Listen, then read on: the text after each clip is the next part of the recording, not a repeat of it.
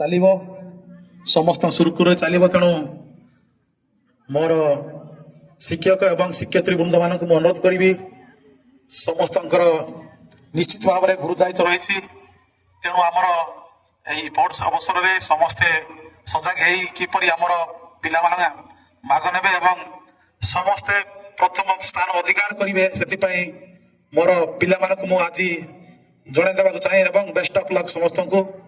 କାରଣ ଆମର 3 ଦିନ ସ୍ପୋର୍ଟସ ହେଲା ପରେ ଆନୁଆଲ ଫଙ୍କସନ ଆମର ପୁଣି ରଖା ହେଇଛି, ସେଥିରେ ସମସ୍ତେ ଭାଗ ନେବେ ଏବଂ ଆଶା କରିବି ଆମ ସ୍କୁଲର ସବୁ ଅନୁଷ୍ଠାନର ଶିକ୍ଷକ ଏବଂ ଶିକ୍ଷୟିତ୍ରୀ ବୃନ୍ଦମାନଙ୍କୁ ଆମେ ସମସ୍ତେ ଏହି ସ୍ପୋର୍ଟସ ଅବସରରେ ସମସ୍ତେ ଏକଜୁଟ ହେଇ କିପରି ଆମେ ପିଲାମାନଙ୍କ ପ୍ରତି ଧ୍ୟାନ ଦେବା ଏବଂ ପିଲାମାନଙ୍କ ପ୍ରତି ତାଙ୍କର ଯେଉଁ ପ୍ରତିଭା ଲୁଚି ରହିଛି କ୍ରୀଡ଼ା ପ୍ରତି ସେମାନଙ୍କୁ କେମିତି ଆଗକୁ ଆମେ ନେବା, ଏଇଟା ହେଉଛି ଗୋଟେ ମାଧ୍ୟମ।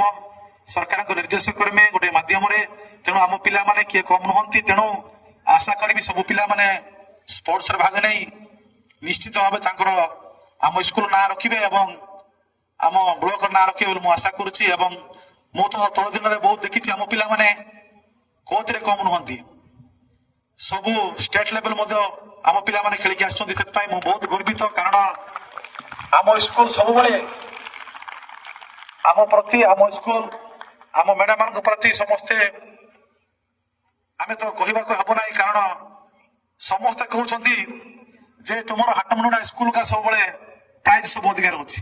ତେଣୁ ମୁଁ ବହୁତ ଖୁସି ହେବି, ମୁଁ ଯେତିକି ପ୍ରୋଗ୍ରାମ ଯାଏ ସବୁ ପ୍ରୋଗ୍ରାମରେ, ଏବେ ଚୈତି ପୁଣି ହେଇଥିଲା, ଚୈତି ମଧ୍ୟରେ ଆମ ପିଲାମାନେ 25ଟି ପ୍ରାଇଜ ଆଣିଥିଲେ। ମତେ କହିଲେ ସାର୍ ଆପଣ ସ୍କୁଲର ପିଲାମାନେ ସବୁ ପ୍ରାଇଜ ନେଉଛନ୍ତି, ଆମ ଅଲଗା ପିଲାମାନେ କିଏ ନେଉନାହାନ୍ତି। ତ ସରି 32ଟି ନେଇଛନ୍ତି ଆମ ପିଲାମାନେ।